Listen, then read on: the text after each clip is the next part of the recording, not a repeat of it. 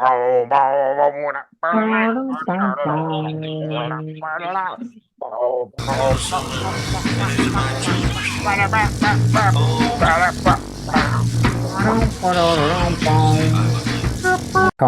with this.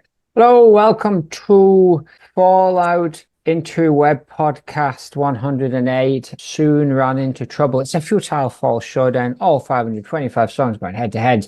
We are in round 2. Ultimate Shakedown. 2 eras: 77 to 93, 94 to 2017. Thank you to Annotated for Few, the track record and all them what for. Tonight, Athlete Cured versus Solicitor in Studio. Serum versus Daz Ans. Vulture Ein. Ans Nutter Ans Ein. And All Leave Cancelled versus Outro 27 points. Joined by William Pip, Billy, Willie Rugby. The Cure was in no pill. How are you doing? I'm willy-nilly in the driveway, mate, but hopefully to be dismenting quite soon. Very good. Lord Sage Temple, young dicks make good TV. What do you think? And Pemberton S. Walker.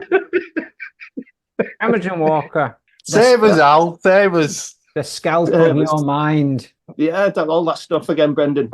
Right. Tiny Tim Twisey with us. He has rattled his tin cup against the radiator and made his presence felt. Very good. Felt tips, fuzzy felts, etc. And I'm Treebeards O'Shaughnessy. Patreon chippings from Leon. Haven't heard Hyde nor her and Michael E. after the founded bottle of wine debacle a few weeks ago.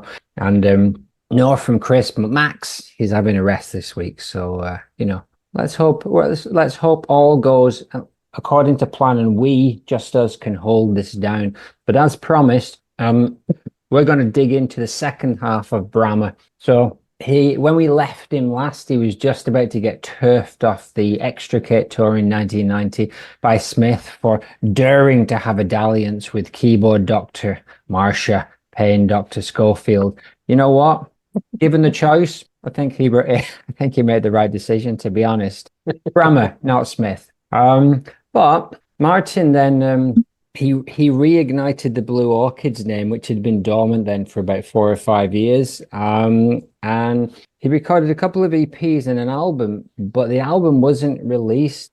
So he released a couple of EPs in 91, 92, and then he did an album called The Sleeper in 93, which was really nice, poppy, very gentle kind of indie pop. And I'll play a little bit from that. But that wasn't released until 2003, when he had basically a decade off. And according to some interviews already, he was doing a bunch of jobs like driving buses and the like, living in the real world. And then he came back 10 years later and reignited the Blue Orchids name. We did an album called Mystic Bud, released that Sleeper album.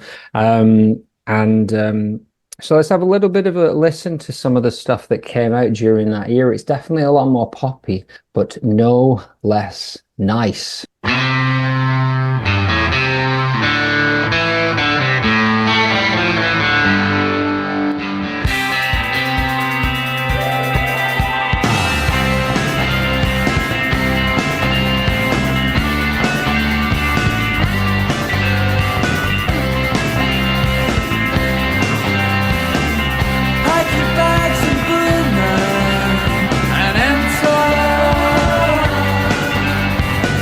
Down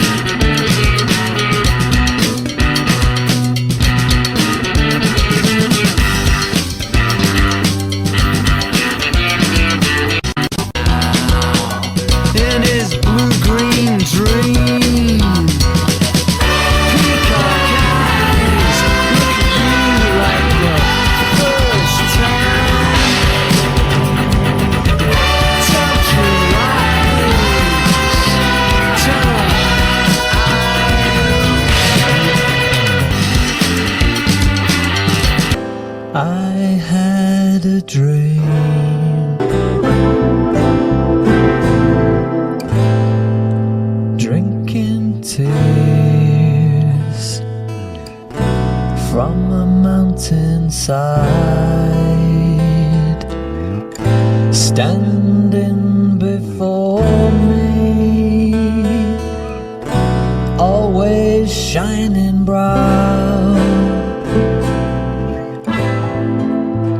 always shining bright,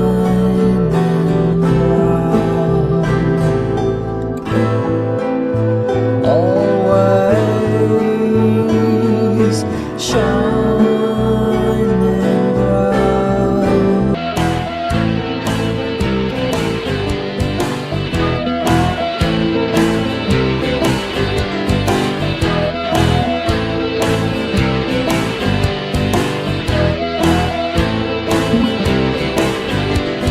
Let's all laugh at the faceless men, then turn around and laugh at our plans, laugh at pain, stupidity and lust, laugh at the people who give you their trust, laugh at the freak show, you know that you must, laugh at the freak show, you know that you must, you know that you must.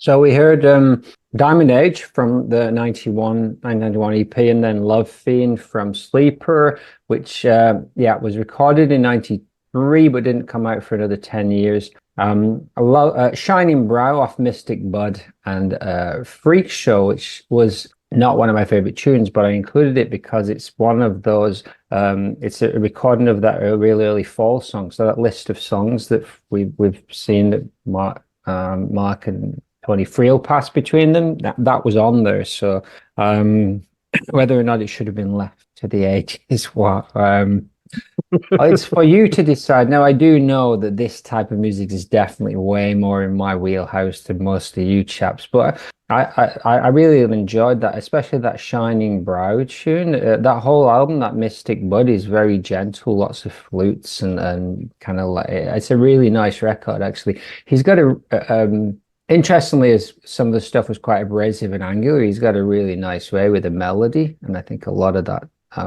comes through on those LPs. Anything to add?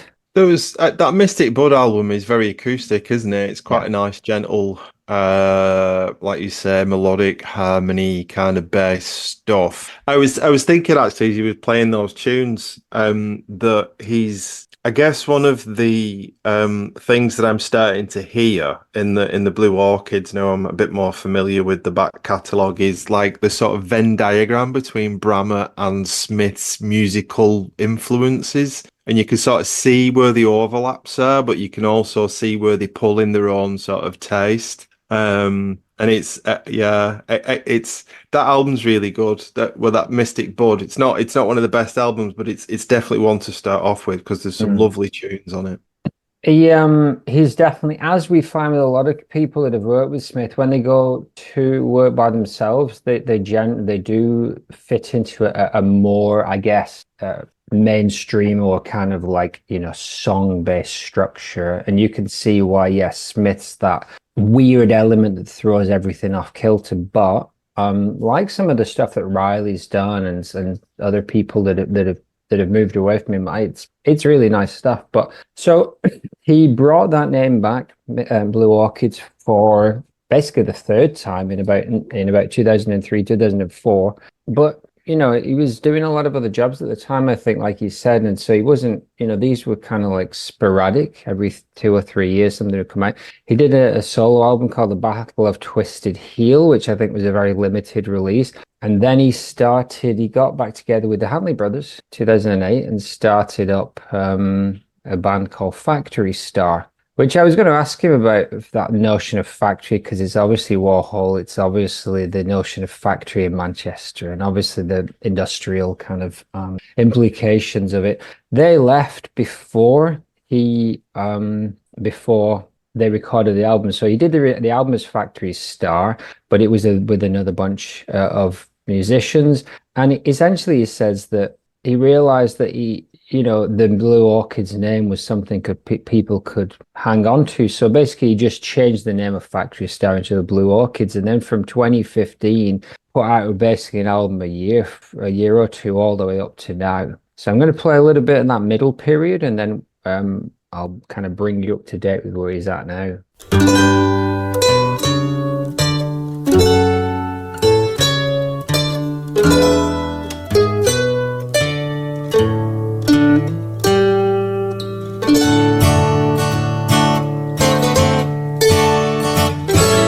There's not a man alive could hurt Big Dan, but it only took a pretty girl to take his hand, and he fell in love. Yes, he finally fell in love. The big lug. Oh, well, he searched this land for a year and a day, but he couldn't find a pretty girl who ran away, and so he fell into his cups. Yes, he finally fell into his cups. It was just his bad luck. Been a long, long time, longer than memory, since we heard the voices, since we saw a sign. I'm feeling lost and lonely. You're looking sad and tired. Don't cry, stand proud. It's still a weird world. Oh, it's still a weird world. I must create a new regime or live by another man.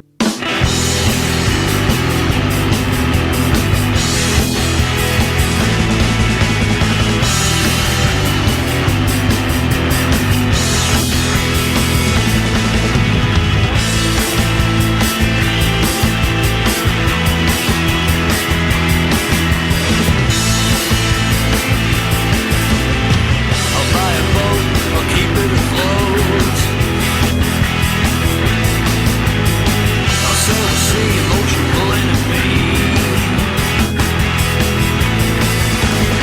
We'll be the salmon swimming against the tide. The golden salmon swimming against the tide of life. Whoa! Before the moon falls.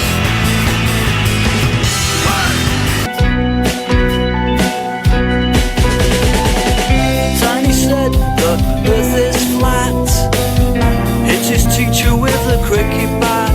Now he hides in the woods and eats his meat raw, while teacher sucks a soup through a drinking straw. She's in a deep vegetative state. Deep state.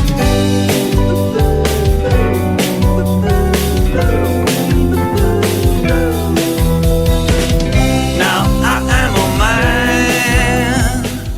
Alrighty, so we heard The Moon's Last Light from his solo album, Battle of Twisted Heel from 2008, and then Weird World from Factory Star. I think that they did an album and an EP. I think that's off the EP.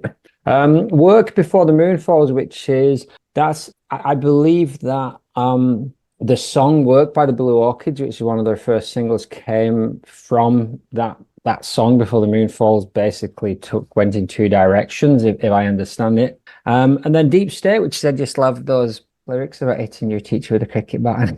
That is a really nice, beautiful song from Righteous Harmony Fist, which is Blue Orchid's album from 2018. So yeah, basically from 2011 onwards, he more or less was doing something every year or two. And since then, and I'll play a little bit at the end just to round this off, but since about 2017, he's done something every year, which I think is pretty noble. I mean, he's in his mid-60s now. And so I got to respect that level of commitment to the game. Just about doing it at the end, isn't it? Just about doing it. And it's his last batch of stuff has been very enjoyable. So yeah, I hope he carries on doing it. Yeah. So Al or is there anything to add on the M.Bramah conundrum? Yeah, you can hear there's definitely like a lot of the influences which you kind of mentioned before, which is probably like, well, if Phil mentioned it, that are probably in common with Smith. So I mean, there's one of them that's proper kind of strong Lou Reed vibe to it, I thought. But I do like the way you can like put together like a really good sort of like pop song, but keep it like a bit wonky. And at times pretty funky. Yeah, and very Doorsy, that one in the middle. What was it? Was the Weird World one, maybe? Freak show. Freak Show, yeah. And yeah, some nice style mandolin in there as well. Yeah, it reminds me a bit of Guided by Voices, that one as well. Oh, yeah. Very Jamesy and Spiral Carpets, as we said before. I mean, a lot of that's from just being in the same place at the same time, I think. And but nice. So now I actually think he's done some really interesting stuff. We've talked about this. Both of us, Phil, you and I have agreed that Angus Tempest memoir from 2022 is our favorite of his solo albums. So they also did a cover version album of the garage rock stuff, which is decent, from 2019, called The Magical Record of the Orchids. You can hear the garage. Sorry for butting in, but you can hear the garage stuff. But he made reference to the Shangri-Las in that interview, didn't he? And it feels to me like his 60s quirky underground stuff leans more in that direction rather than the harder edge stuff. It's quirky, pebblesy stuff. If you listen to it, I checked it out. It's the melodic and harmony that I think he really likes, isn't it? Rather than sort of gritty razor edge guitar stuff. I think so. So yeah, let's have a listen to a few, and then I'll finish this next batch with so House of All obviously got together with Green Wave, the Hanley Brothers Funky Sigh. Green Wave stepped away after they recorded the first album, two drummers, Funky Sigh and Paul Hanley. You got Steve on bass, pulling in some really nice bass lines on these two records. And obviously M.Bramah on guitar and vocals as well. So they're just putting out their new album Continuum now, which is probably why he wanted to come on to talk to us. So although we didn't talk about that at all, but let's have a listen to a few tracks from that era. Shed your careworn coat, cast it from you. Leave behind the world and all its powers. On the street of flowers.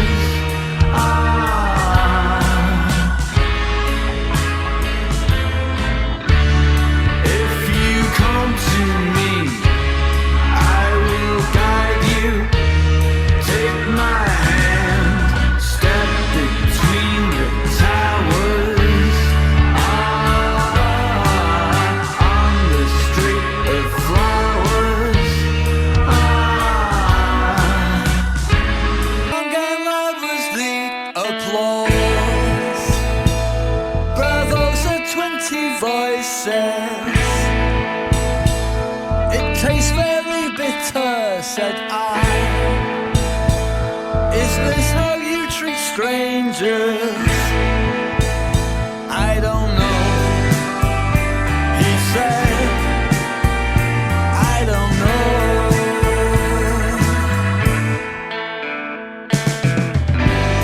I'm rather indifferent, sir. The next day I did not get up till 9. I held my head down for a little time.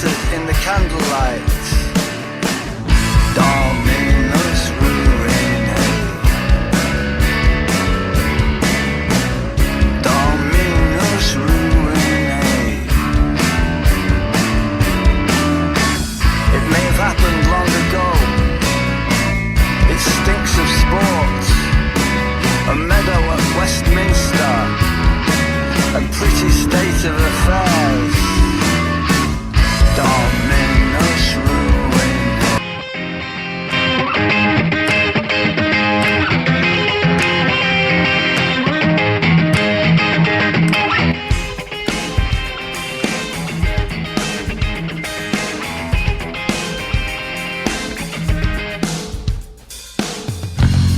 You can't get back to sleep, sitting in the darkness, the one that matters most, possession with intent to supply.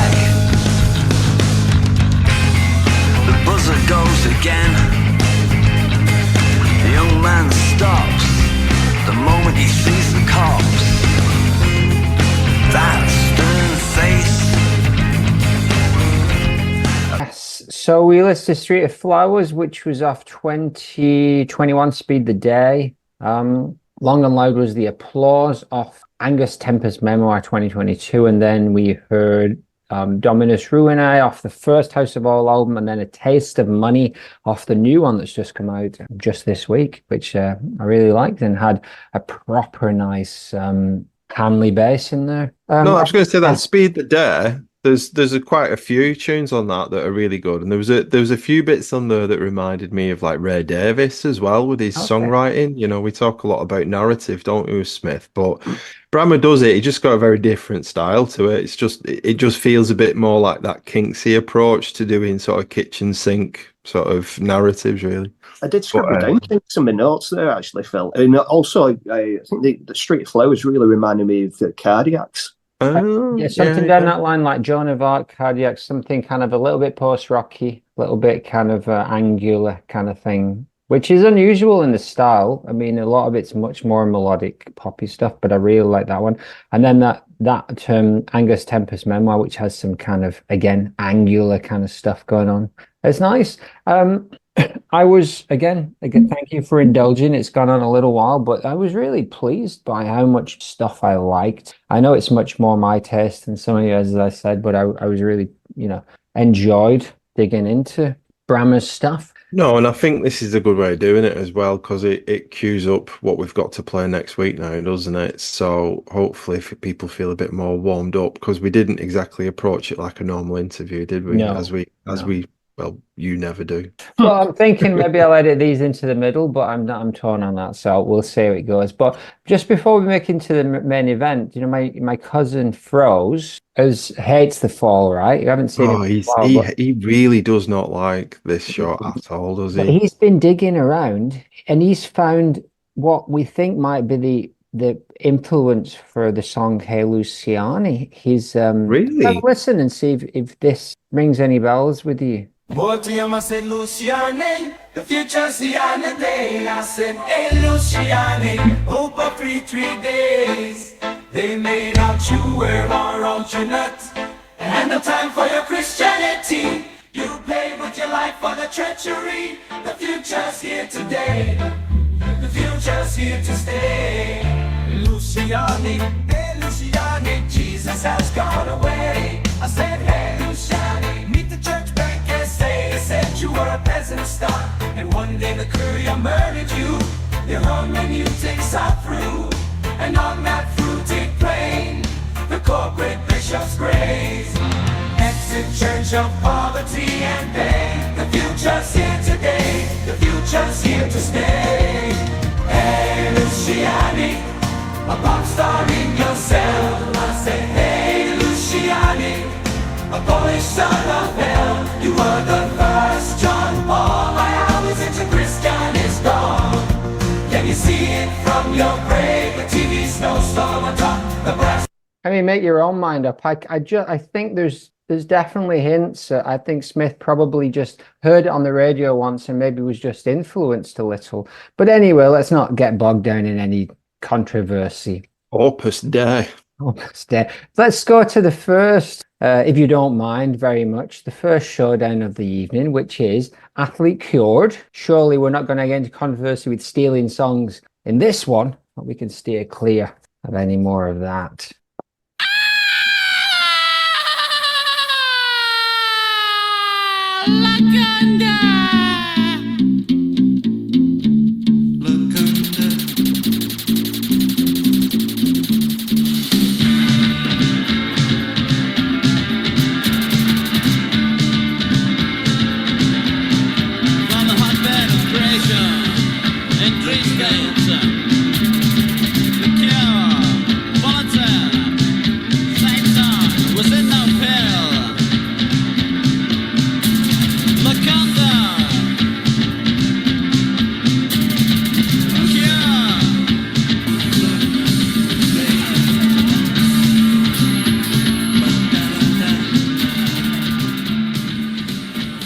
Well, as is customary, athlete cured friends experiment. Philip Rigby, what do you think? Do you know, I still don't know what I think of this song at all. It baffles me. It absolutely confuses me. I have no idea how this song came together. I don't know how it works, but it really does because I've been singing it all week. It really gets in your head.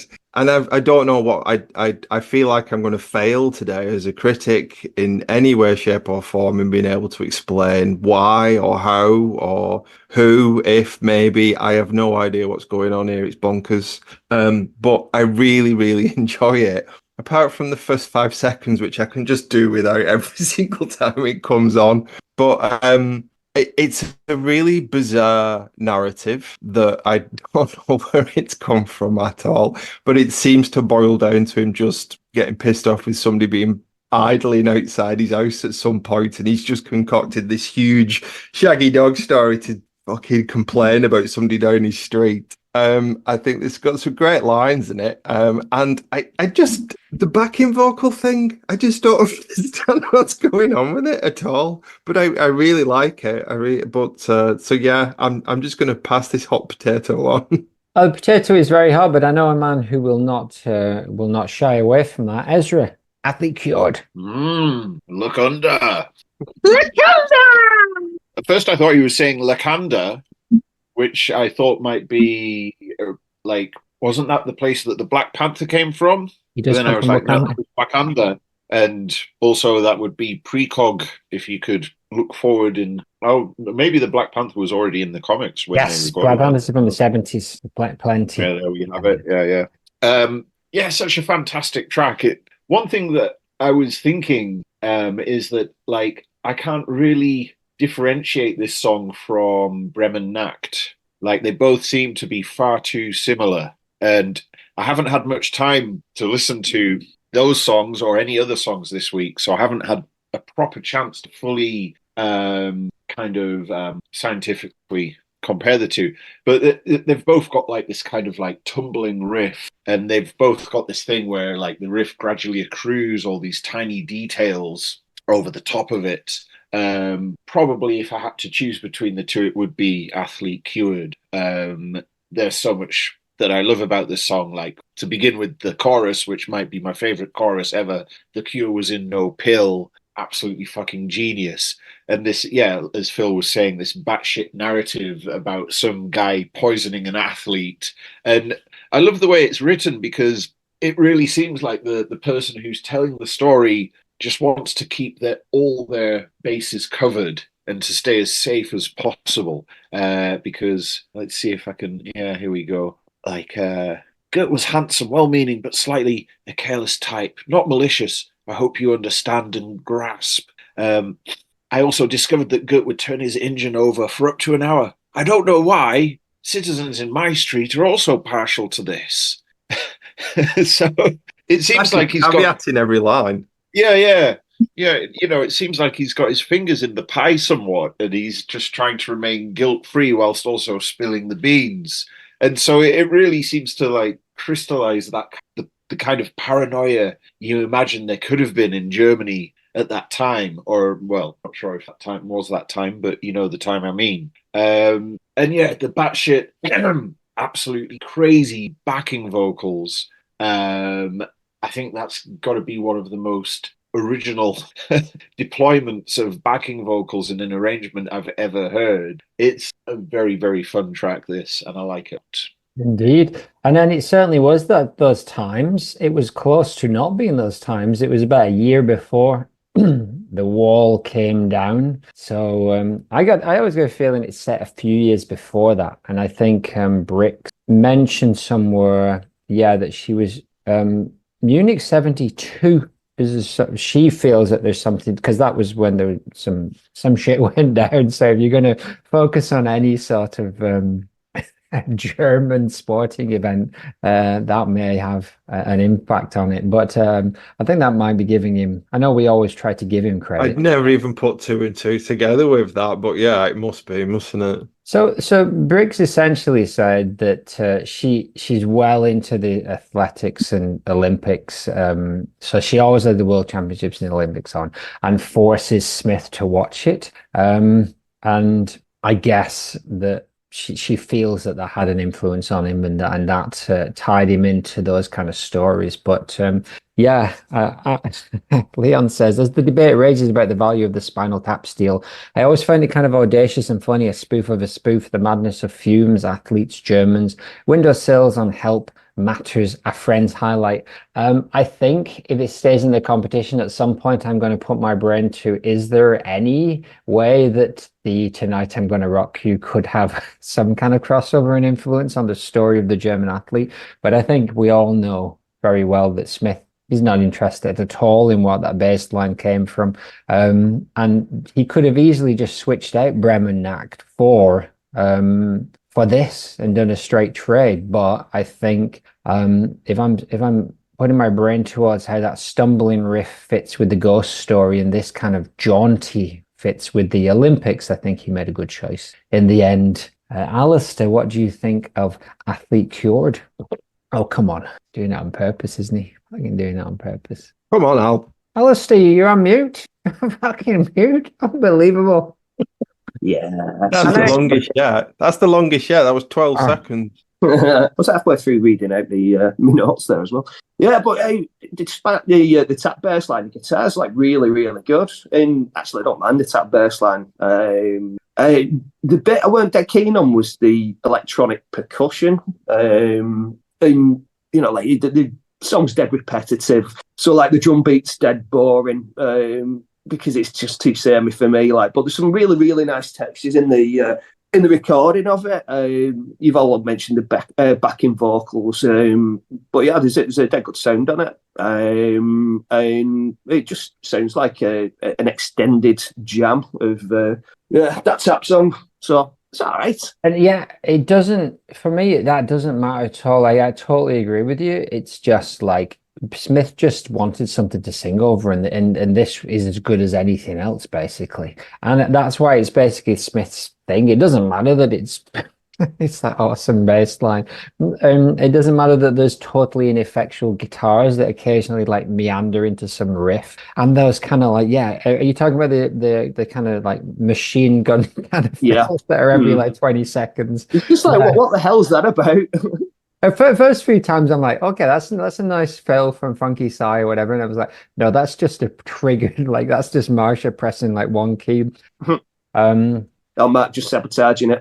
Could be, but and the colourful keys and Smith's interjections kind of give it a little bit, but really, for me, it's just the story, and it's an absolutely brilliant story.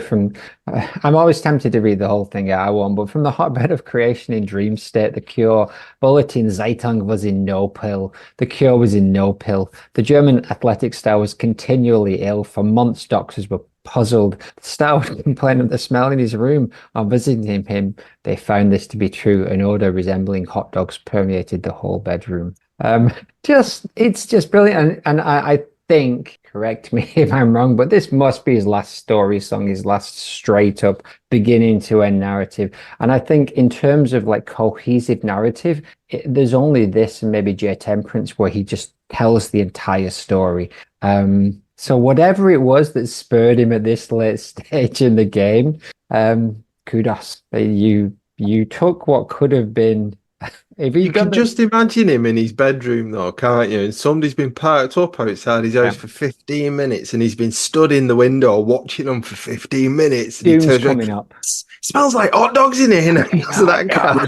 And he's watching out the corner of his eye. The Olympics is on. He's like, that's good enough for me. But anyway, he put it together. He did his job. Anyone else in this room written a song like Athlete Cured? No, but apparently. I'm not sure what point you're making. I know there's only you in that room.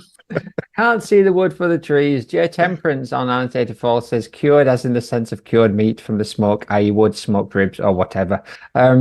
Yeah. So nicey, Let me nice. tell you what Stu Yeah, what says. does he think? He's put ripped off riff, that's quite difficult to say. Ripped off riff, notwithstanding a belter and a weird sound too. Sort of thin and ethereal with those wacky sound effects and drenched reverb. Everything about it is wrong in some way. Excellent. It is. It's wrong. It's so wrong. It's wrong.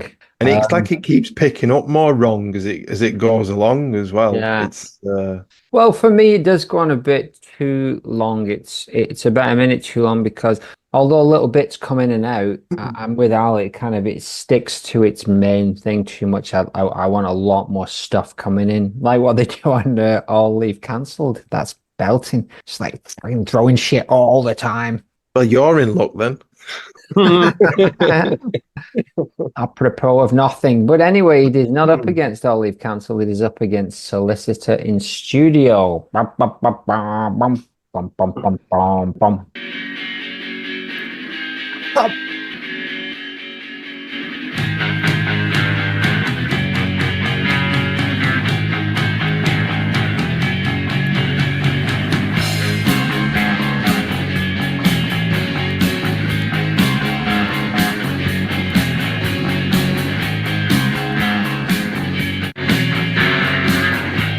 Expert mix studio. They had waited so long. Solicitor in studio soon ran into trouble.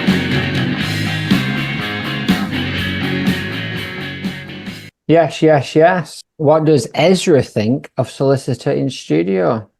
For me, this is one of the weaker tracks on Room to Live. Not bad.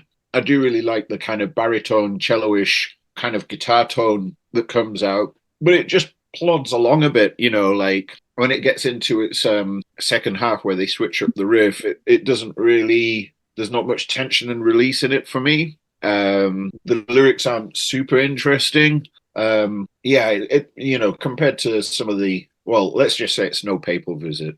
What is?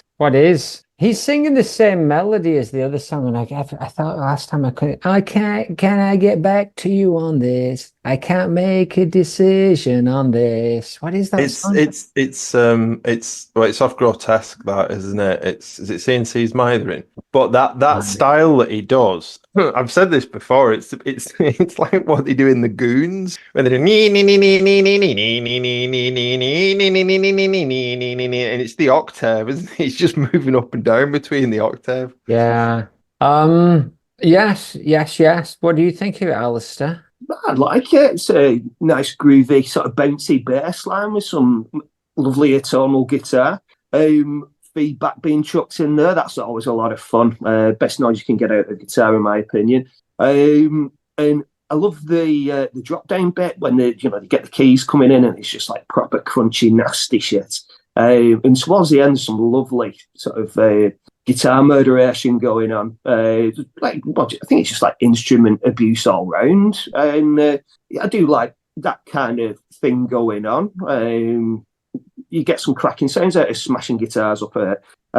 Would have loved to have heard a rougher version of it with more murderation, but there is an acceptable level of instrument abuse going on here to keep me entertained. Yeah, it's made by that brassy sounding second bass, right? And so there's that Granada Reports clip where you can see, and it's got Hanley and Burns on bass, and it's Burns playing that, which sounds like a French horn or something like that, and it's that's what makes it for me. And yeah, I'm totally with you, Al. The more and more, so kind of it's chugging along kind of nicely, and then little bits of feedback start popping in, and little bits of crunchy guitar, and then it kind of breaks down, and the return from the break back into the verse is the noisiest, messiest kind of like return I've ever seen. It just kind of falls apart, and then like one by one they all start playing the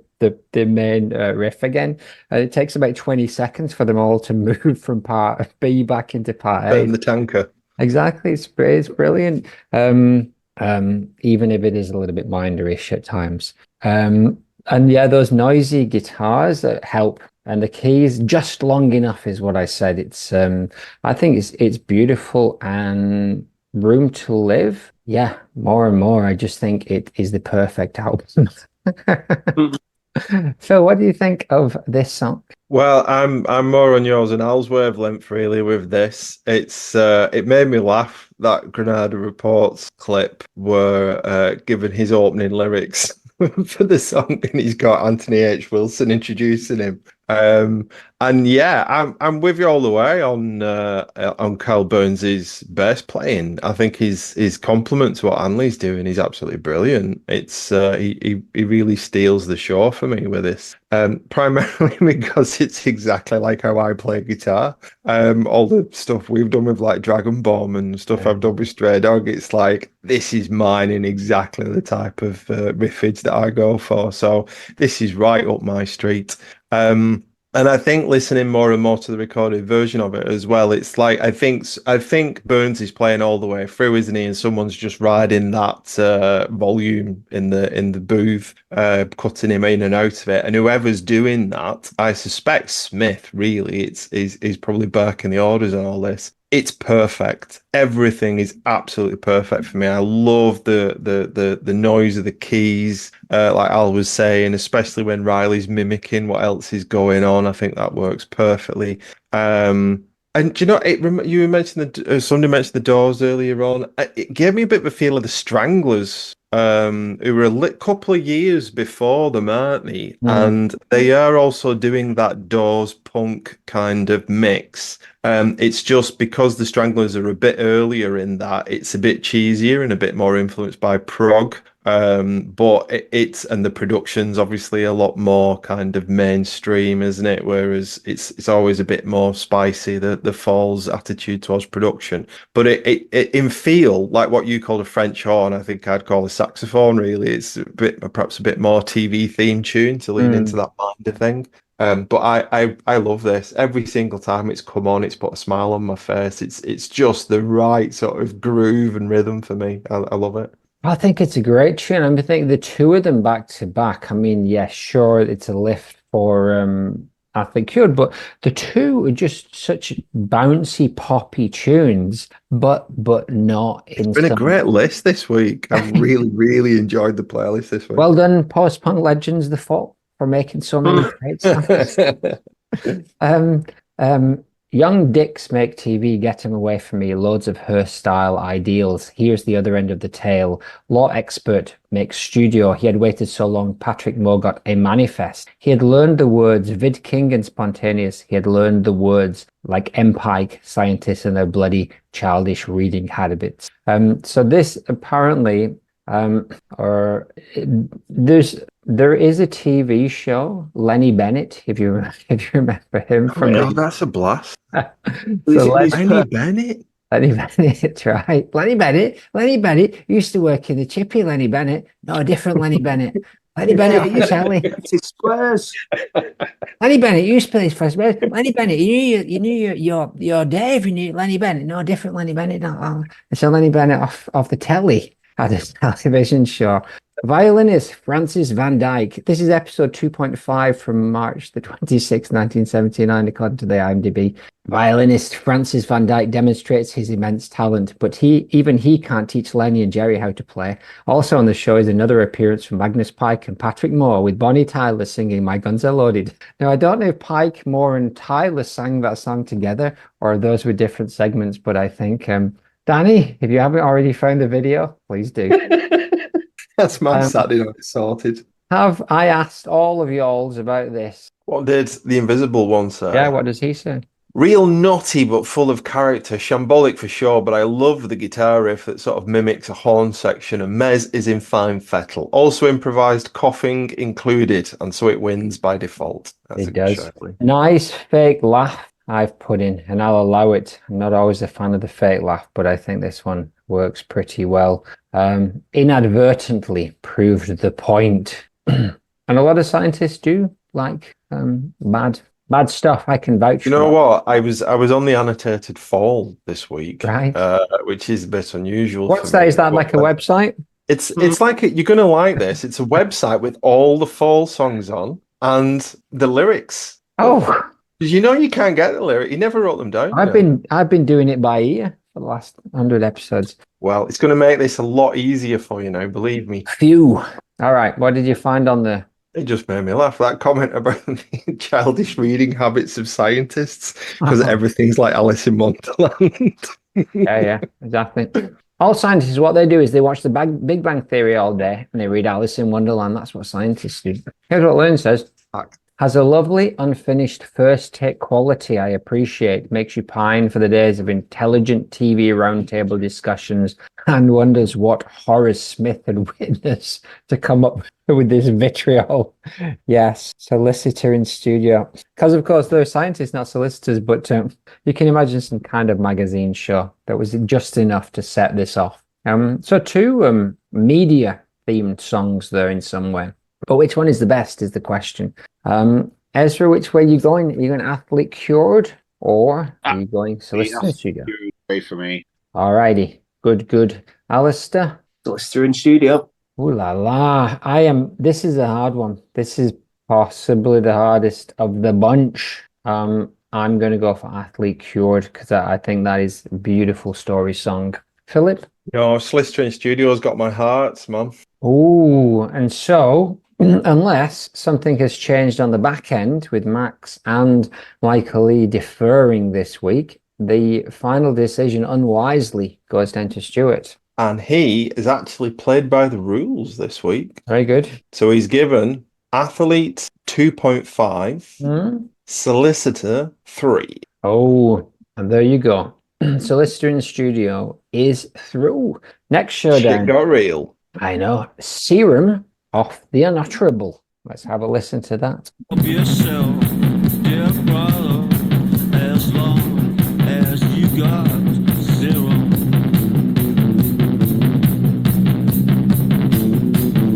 The 101.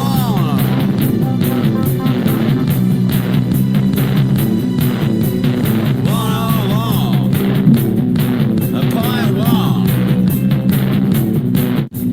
101.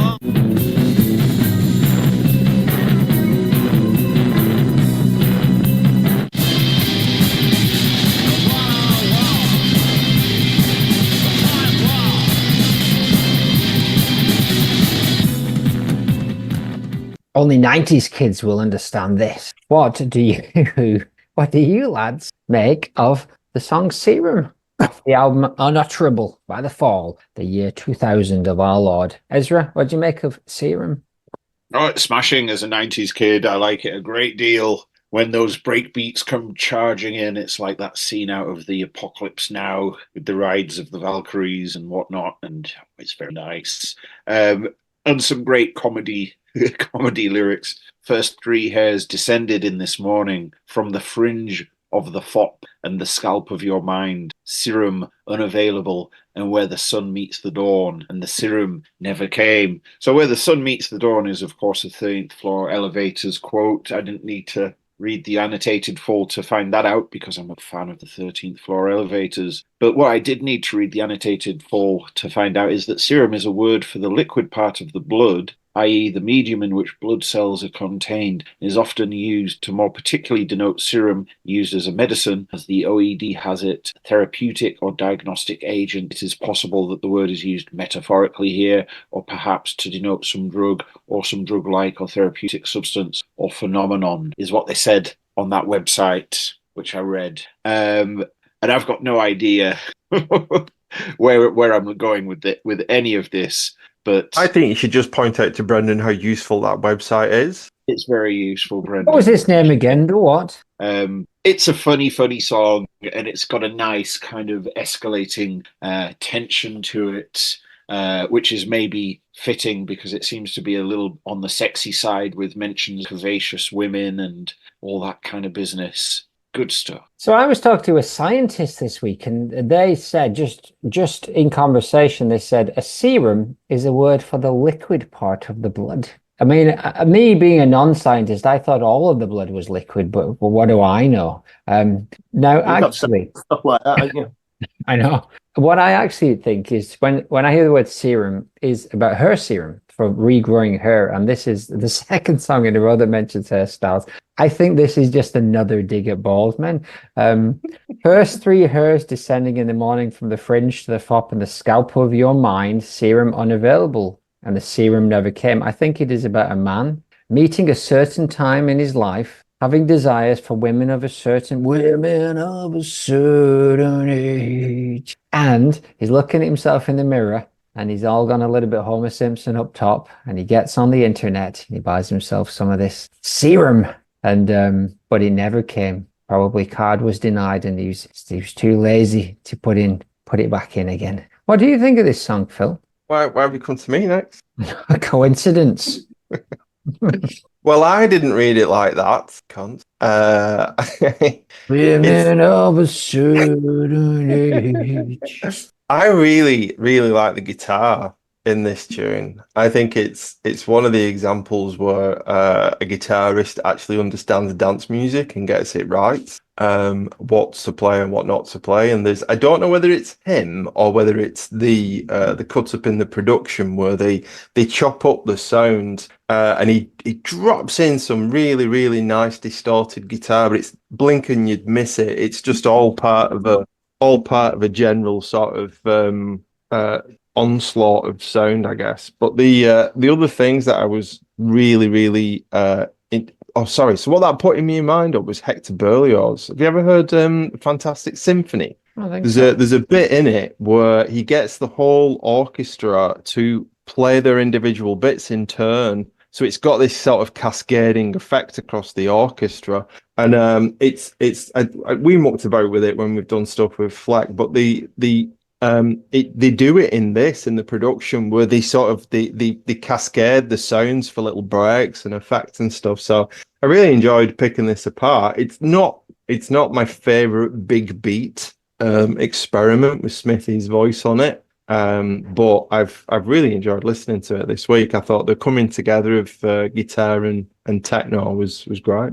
I think it's as close as the Fall got to what he did with Von Sudenfeld. It's a bold claim, but I think, and it was. I think Levitate gets a bit closer to that. Levitate's got the big beat kind of thing, but this has got that minimal techno stuff. I don't think it's as clean as the minimal techno that Mouse on Mars are making, or the beats that they're making, but I think it's got a similar kind of, like you said, onslaught, but I mean, it's filtered through that early 2000s kind of like crunchy. They've got great fuzz bass and those crunchy breakbeats. Everything's crunchy and fuzzy, and but it's great. It's dark, and I'm giving Julia a lot of credit. I don't know how much she had a hand in this stuff, but I feel like that's kind of in the area of what she was bringing to the band. Keep those bloody blimey Space Invader noises on is what I said. And Smith is just as he is. He's weaving in and out. He just knows how to deal with this kind of track. Like you were saying about the guitars, I think they're nice, but they wisely stay in the middle. They wisely stay in the middle of the mix, and they don't. There's no big Jimmy Page riffs, kind of like. Well, exactly. When he's playing the single note stuff on a high string, it's two notes that he plays that he occasionally joins with a glissando or a slide. It's so minimal in light touch, and it works perfectly. Because the other thing I didn't mention is the Lovecraft ending as well. Glass of velvet pilsner and glass of water. The first three hairs descended out into your lock, stock and barrel mentality. Fragile, rejected, backward mind said, what could get? I give him. Understandably aged, been in heat, neutered res. Is that the Lovecraft ending you're referring to? His delivery of it is not like that, though, is it? He goes, like he's being cut off. Yeah. It's all in all, I think it's beautiful, and I agree. It's the same album with Zyla-Hotep, isn't it? That one. I'm not sure. No. Zyla-Hotep is off Real New F.A.L.L.O.U.T.P.O.D.C.A.S.T. Oh, okay. This is the one. The Unutterable's a very Lovecraft. Oh yeah, absolutely. As much as I like some of Pascal's stuff, I don't think it fits the feeling of this record, and I actually think I would like this record a lot more if it had a cover that was more in line with what there's this kind of dark cosmic horror vibe Like a running. Dragnet cover. It needs a Dragnet cover. Something like that, something dirty and grimy, and yeah, just take that Are You Are Missing Winner one and just scroll unutterable across it and mark it. Good enough for me. Help yourself, dear brother, as long as you've got serum and kids. I just need to get home to them. There's no mum there, or there wasn't last time I looked, and many have found pleasures in curvaceous women we've excluded for our own good. When will the serum come again? What does Alistair think? Yeah, I think it's a good one. It sounds like it's a mad one. It reminds me of the Chemical Brothers doing like Joy Division and mashup with them, because there's like a real sort of dark edge to it. But you got them breakbeats being kind of chucked in, and the guitar does remind me sort of like it sounds a bit gothic in what it's playing. It's that kind of like dark sound that you was talking about. And with the toms, again, that reminds me a little bit of Stephen Morris. So I'm sticking with it. The Chemical Brothers does Joy Division route with this one. But it has some great sort of build-up bits and loads of in-your-face bits in there as well. So like they're taking it up, taking it down. There's no fat on this one. No excess fat. Rip your face off if you play it in the right way. Oh, well. Serum, says Leon. A deep cut from the Ultimate Deep Cuts album. As a big fan of hearing Smith read out numbers, yeah, we missed this one as Roots. We love. I know you're a big fan of Smith reading out numbers. 10. As a big fan of hearing Smith read out numbers, 101.1 is a particular treat. Thwarted Desire. Nagel does some stellar work on beats and crunchy bass. At the time, no one cared. They could barely fill small venues, and with this standard of material, well said, Leon. Well said. History will prove us right. But what does Stuart think? I don't know if he's got time for this. Well, let me tell you, he's put one of the best things on the record. I love the way the percussion sounds completely blown out when they're sampled, but then they're used as clean cuts in the song with quite a tight envelope, presuming they are sequenced, which I think is likely. It's a nice contrast in an album that is mostly very clean and precise. Nice rhythms. Isn't it just? Well, it's up against Das Vulture and Das Nutterwayne by The Fall, Manchester post-punk legends, if you don't mind, Philip. Very much. Are you waving a USB stick there, Alistair? Is that what you're waving at us? Yeah, Technology.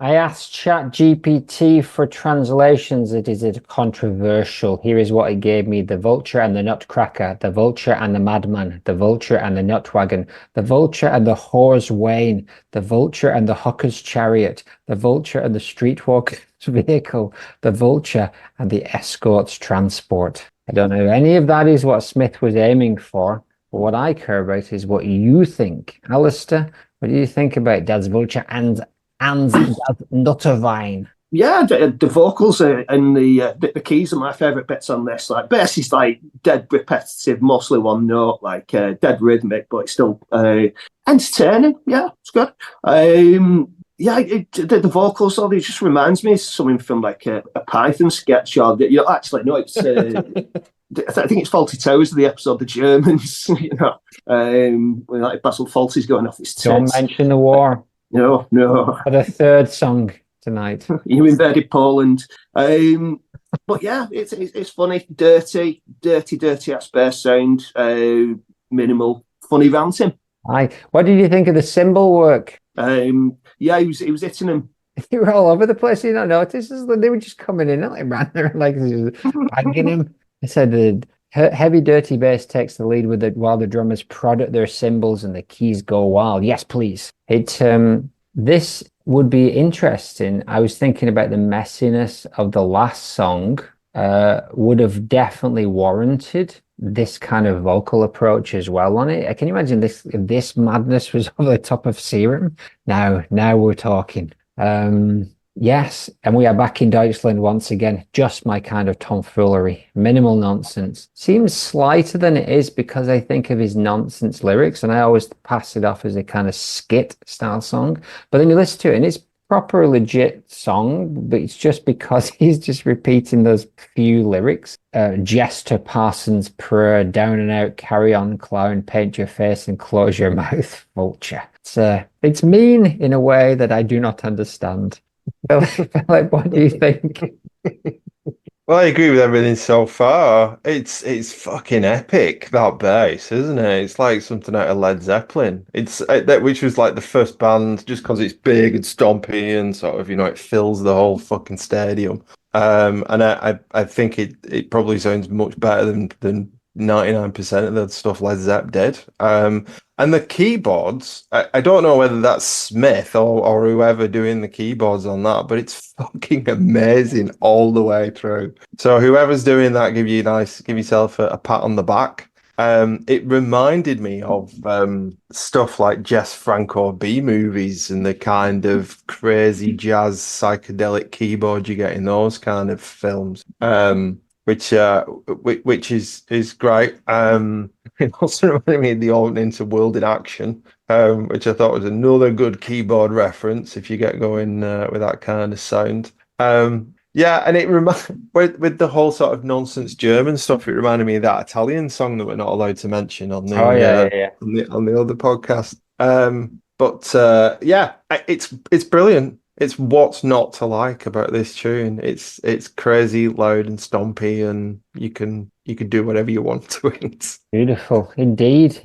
Ezra, what do you make of it? Yeah, it's fun, but like if we want grinding, we've got Heap on the same album, and if we want cooking, we've got DIY Meat on the same album. Now, I do like Das Vulture.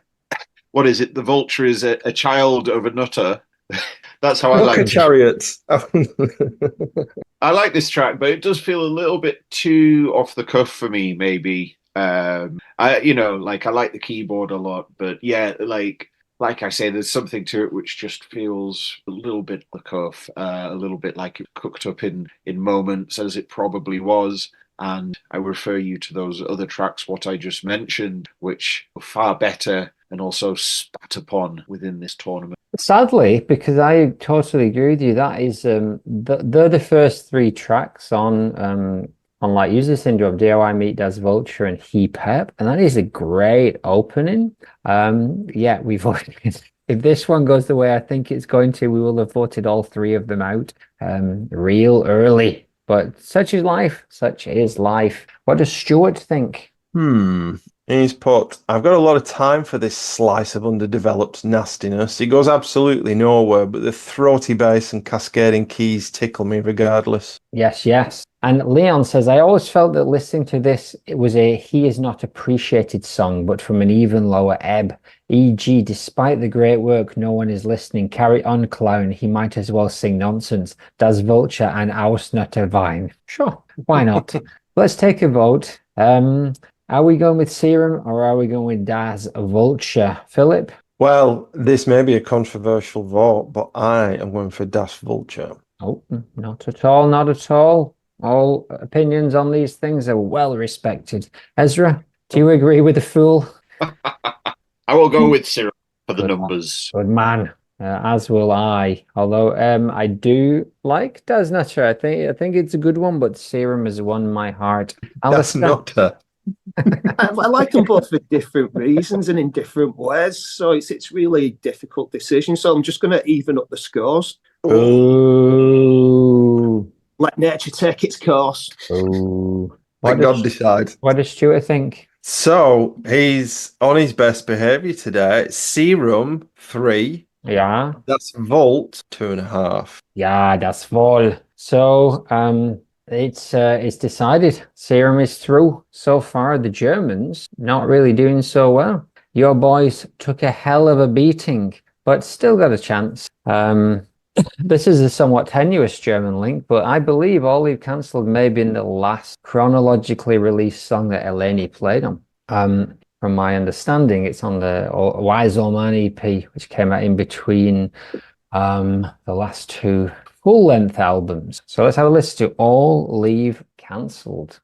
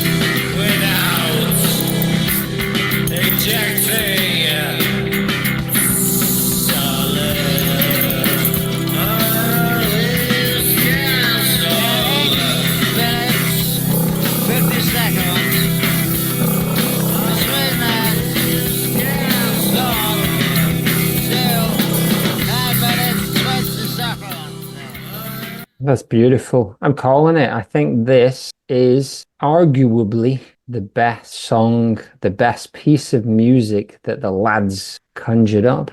And it's the last thing I believe we did with, they did with Eleni. Black metal vocals, jazzy, Kieran jazzing up on the bass, on the drums, nice interlocking groove, swelling post-rock noises, and then like a minute or two in, heavy spur bass comes in, giving me, not lyrically, but musically, Spectre versus Rector vibes. I'm not sure. And I think it's because it's so discordant. And I know it's totally different recording and everything, but a gronky synth everywhere. And I'm thinking, is Eleni playing on this or is she gone? Because if she's playing on this, she's going all out in her last bit, because there's two different like synths going on, and one's just gurgling and flying out, and then there's some like lighter ones that are also still somehow dark. Good shit. Multiple breakdowns, multiple percussion kind of interludes. Yeah, break beats, backwards synths, blurry synths. And it feels like both, again, I've kind of gone with the Eleni's swan song. He wants, it's time to go, but I don't want to go. You have to go. I don't want to go. I'm coming in, I'm going out. It keeps building up, breaking back down. Just absolutely fantastic. The more I listen to it, the more I think it's the best song they did in those last 10 years. The X version is just a neater, tidier version. I don't think it's necessary. I think this says everything it needs to. It's absolutely splendid. Philip, what do you make of it? Oh, it's astonishing. Yeah, it really is an astonishing bit of music. And it's the one that I've probably sat with the most this week, just trying to get my head round what it is just as a whole piece of art and sort of what it's getting at. And it's interesting you bring up whether Eleni's playing the keys or not on the tune, because if she isn't, I still think she's in the record. I think a lot of this is him being very honest and vulnerable about his relationship with her. I can't see how else you can interpret the lyrics really in the song. And you know, that's a weird dynamic in a relationship, whichever way you dress it up, isn't it? And for both of them, managing that and living it and, you know, feeling affection for the other person, and it's, you know, not going perhaps how you thought it would at the start of the relationship, all that kind of stuff. It feels very real in this tune. And it got me thinking of stuff like purging, like when people do ayahuasca retreats in Brazil, and the first thing that happens after they've drunk the concoction is that they throw their guts up, and it feels like that. It feels like all this pain and toxicity and venom and trauma, and it's like a primal scream, the whole thing from him, and it doesn't have to make sense. It just has to feel how he feels at that moment. And you're quite right about the music. I think this is definitely the best thing they did as a final unit. Yeah,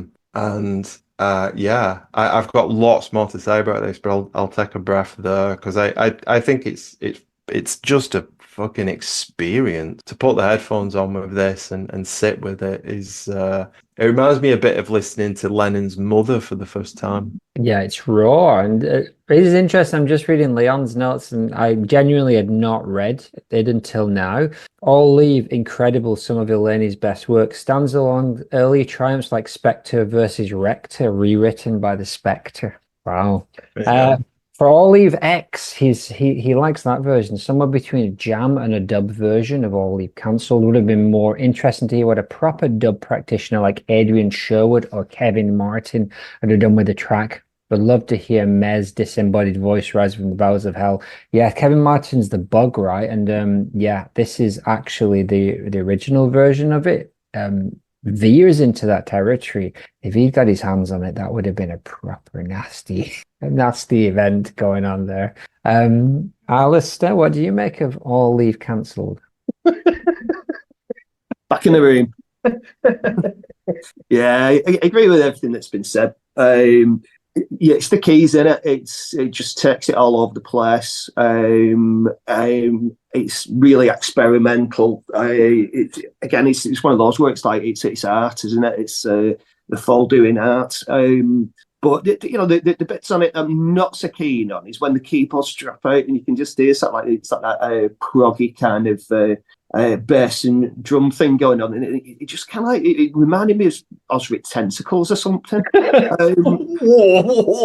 It's very brief. It's very brief. But yeah, it's a cracker in it. Oh yeah, indeed. And I have no problem with Osric's Tentacles. I had a 6 CD box set of Osric Tentacles once that I think the Hoon gave me. I've seen that. I've seen that in your mum's house.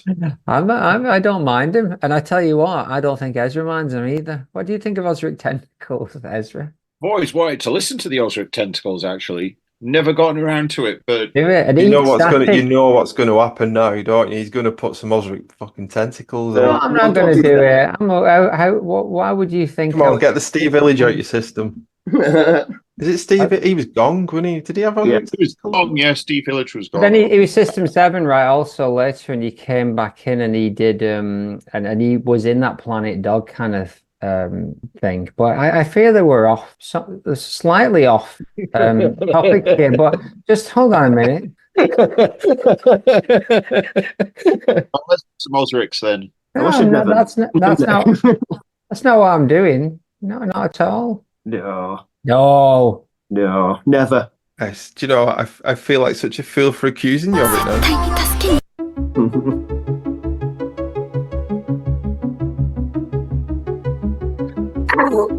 Don't hold your bangs. Get out of my house. Just like it. Just like it, Al. Good call. Yeah. But you know what? They don't do very much, but they do. And Alton Towers is another one, and this one there's only clearly like Kieran and Dave Spur really could do that stuff and do it really well. And that's why the more and more we listen to this stuff, the more I just think Smith just put clamps on all the good stuff they could have done, which is not what he did in the early days. And I think the reason why stuff like Solicitor in Studio and Room to Live particularly is such a chaotic, sprawling mess is because he just let them do it. And although he berated them, didn't have them like, and maybe I'm painting it in a little bit too harsh, but I feel he was too controlled over that era of the band, maybe because they were so much younger or whatever. And when he let him go, like on things like this, they really showed that they could do top draw stuff. But I digress. What does Ezra think? Yeah, All Leave Cancelled is a real treat of a track. The first time I listened to it, I felt it was very reminiscent of Butthole Surfers for me, with like the kind of layered vocals and just the weird like dirginess of it. You feel like the first part, it's like, like a sailor who's been out on a debauch, slowly kind of crawling back towards sobriety to find out that all been cancelled, and very dischuffed about that. I feel like this is another micro genre of fall tracks, which is the kind of late period prog mess. Maybe 50-year-old man, maybe. And then, of course, we've got Couples versus Couple, Jobless. yeah. I'm struggling to think if there are any more on of that ilk. Maybe Das Boot, but it's not with the group. So, and it's also just one idea. I Whereas think Monocar could probably get in there as well, couldn't it? possible, yeah, possible. But one thing that I love for All Leave Cancelled for is just that probably that bass riff that Alistair hates so much. I think it's such a like perfect, beautifully realized minimal bass riff. It comes in at just the right point. The first, or rather the second portion of the track, it's a slightly kind of a muddy, kind of jammy track. And then bass comes in and there's just this weird clarity that kind of hangs over everything. And then you get these mournful synths sweeping in. Yeah, it's a super, super good track. And I believe more numbers being read out, which is also More delightful. Yeah, these ones, there's some suggestion pertaining possibly to train times, but why don't you tell me the vacuum pack isn't ready in the holy temple of the Quakers, welcoming, dismenting, glasses minuscule, all leave cancelled, who can't be trusted with 1/2 bucket of whiskey without injecting salad, all leaves cancelled. But that bass line is a bit of a funny thing in this tune, isn't it? Because it starts, to my ear, it starts off like shellac. It's like a very clattered start, and it's a bit very shellacky kind of feel to it. And then about a minute in, it turns into Chris Novoselic, and he's playing Milk It for some reason, because it's this virtually the same bass line. And he's I think the all the stuff you said about Elaine is spot on, but I really think Greenway knocks it out the fucking park on this record. I kept listening to this tune thinking, where the fuck is this and all the other tunes that I've been knocking him for? It's amazing. It's amazing he's playing on this. Loads of really good stamina stuff, which is his like wheelhouse, isn't it? That's what he likes doing. And but I just think the textures, the climax and the textures that come together between him and the keys is absolutely brilliant. Yeah, good stuff, good stuff. And yeah, what does Stuart think? Does he loves this? He's gotta love it. I admire this one for being batshit crazy, but I don't think it's actually very good. It sells itself on the sheer enthusiasm of the performance, and I really like it musically, but it kind of falls apart when you try and look at it square on. Yeah, whatever. It's up against Outro from 27 points, which Dave Bush's finest moment, possibly. Let's have a listen to that. What album's it off? Sorry, 27 points. The mostly studio, but mostly live. But it's got a couple of nice studio tracks on there, such as Noah's Chemical Effluence, I believe. While you're rolling it up, of course, did I already say this? I can't reach a decision on this. Can I come back to you? And this is off Graham Friday. Oh, of course it's, yeah. Right, you ready? Yes.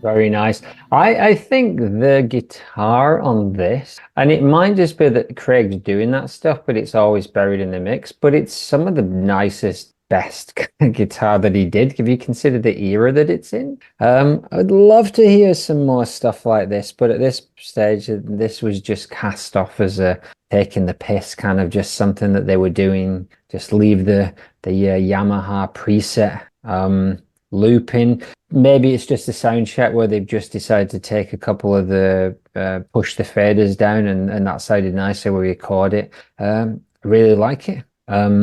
Would have sounded great on the end of All Leave Cancelled 20 years later. What it is what I think, but it's beautiful. It's very apt in some way that these two very noisy, discordant things came together. Though I have to be honest, it's not a difficult decision.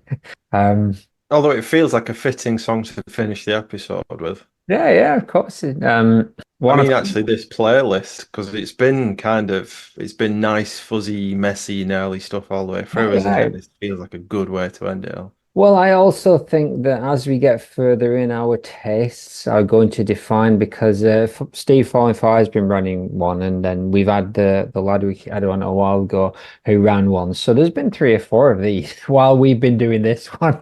Multiple of the people have run entire competitions, but it's Never really said we were fast. no, Never it's said we do interesting it to see fast. just see what gets through to the end, and I think we're just picking those gnarly, goofy ones. I don't think all we've cancelled is getting very far in anyone else's competition, but maybe I'm wrong. Leon says, would have been mint to hear this D-Bush ditty while waiting for the group to take the stage, but it is just an interlude. I don't even know Bush necessarily. I know we played it at the end of the day, Bush show, but I wouldn't be surprised if he's not involved at all because it is just that Yamaha kind of like preset going over and over. But There's tradition with that, though, isn't it? Like Blue Monday was supposed to be that, wasn't it? It was supposed to yeah, be a song they could play and walk off stage. yeah, yeah. This is in many ways the Fall's Blue Monday. Ezra, what do you make of outro 27 points? Yeah, it's very nice. It's very nice indeed. I might have mentioned this the last time we talked about it, but to me, it's really like it puts me in mind of like stuff like Sunroof and Vibra Cathedral Orchestra, mostly Sunroof. You know, there was a period when I was a big fan of Sunroof, and they had this whole like thing where they get like a cheap drum machine, throw it through a bunch of delays, and then like just have a bunch of guitar over the top and a few cheap synthesizers with chords taped down, and it sounded beautiful. The guy behind it has since gone on to blot his copybook a little bit with a lot of kind of weird fascist mystic nonsense. Yeah. Also, since those halcyon days, his music has gone a bit crap as well. So much for that. But it really feels like if they weren't happening at the same time, it could have been some inspiration for Fall that led to all that, because it's so similar to my what's going on in this track, and it's a whole musical universe in this tiny little snippet of sound, regardless of who came first, and I love it for that. Beautiful. Alistair, what does it do for you? Yeah, I really like it. It's got like a nice, quite rocky simplicity to it. It reminds me a bit of Suicide or Faust, something like that. In guitar, lovely, dead subtle. So it's like a very soundtracky piece. Vocals are a bit on the quiet side, though, aren't they, Brandon? I don't know. I don't pay a lot of attention to those. Not too much. Like the lyrics, really. I don't pay attention to. It doesn't matter, does it? Words useless. No, there was one week I can't remember which song it was, and like we've done today. And in my head, it was he was saying one-on-one a pie balm. Right. Yes. Well, I'm very hungry at the moment, so I might have gone that one. No, I thought I was mistaken, and I thought I heard your words. But tell me, how do I feel? Tell me now, how do I feel? What does Stu think? I like the skipping record, like loop, and the bit of a feedbacky abuse on top. It's effervescent, ethereal, not something I feel I've listened to much before, but I like it a lot. Yeah, and it is and it isn't a Fall track. I think if it was up against something that might have given it a little bit more run for its money, I wonder whether we would have been quite as charitable, because it is just a bunch of instruments left to run, which is not really what the Fall do. It's what people like Sunroof and the Vibra Cathedral Orchestra do. But I'm not judging them for that, although I'm judging them for their other action. What does Stu think? To tell you what I think. Yeah. What were those little things? The Buddha boxes. Oh, yeah. Yeah, I had a couple of those. It reminds me of that. It reminds me of the kind of stuff you would get if you left a few of them playing with each other. Which is fun. I agree with you about the guitar playing. It's lovely. Really nice, discordant sort of wash over the top of it. Really nice feel for distortion and that kind of modulation you can get with particular bits of feedback. So I really like this. It's just crying out to be a soundtrack, isn't it? Isn't it just crying out for something visual to be going on over the top of it? Maybe that's because it doesn't have, or maybe it's because the volume's so low on Mez's mic. Exactly. Beautiful stuff, though. Beautiful. Come on, tarry no longer. What does Stuart think? No, we've done that. We've done that bit. We've already done that. Meow. Zamo Maguire. Zamo chased a dragon and got a smack on the wrist. So he said someone sprayed that on the wall, didn't they? Just say Yeah. no. That was on the Granger. Say no, Zamo. I remember watching that when it was on though, and as it faded off, you saw his eyes open just before it went completely. He's all right, isn't he? Doesn't last forever. It's not much commitment there, is there? Even as a child actor. He got up and just walked off set. It's having a fag. Killed one off. What's going on here? What do you think? So he's put, I like the skipping record like loop. Have we already said this? Have we already done this bit? Yeah. All right. Oh, you were joking. No. That's But the I end of will the tell you show. what One Stu, by. I'll tell you what Stu says. Let's have a vote. What does he want best? He wants best, not all leave cancelled. What? He's voted for outro. I'll tell you what he's put as well. He's put 2.8, being very well behaved today, even if he is. Nonsense. All right. Let's make this right. Ezra, which way? All leave cancelled. Very good. As am I. Alistair? Yeah, all leave cancelled. Very good. Philip? All leave cancelled. All right. So that means solicitor in studio, serum, and all leave cancelled go through, leaving athlete cured. Das welche ein Nutter, eins Wein, and outro in the bloody bin. You used to live there. You used to live in Germany. I went there a few times. Never got the lingo, though. Never got made round the lingo. Did I ever tell you what they did to that chippy in Liverpool? All right, chaps. I will see you soon. I believe next week might possibly be part 2 of the book with Danny, so I'll have to let you know. Got a feeling it is. Okay. But I might be I wrong. enjoyed the first half of that. That was a very enjoyable conversation. Yeah, cheers. Alistair knows his stuff and was a good Danny thing. knows a thing or two. Danny kept up, which is good. Yes, so next week that's what we do, probably. But anyway, the end. Bye, everyone. Have a good day. Bye. Thank See ya. you.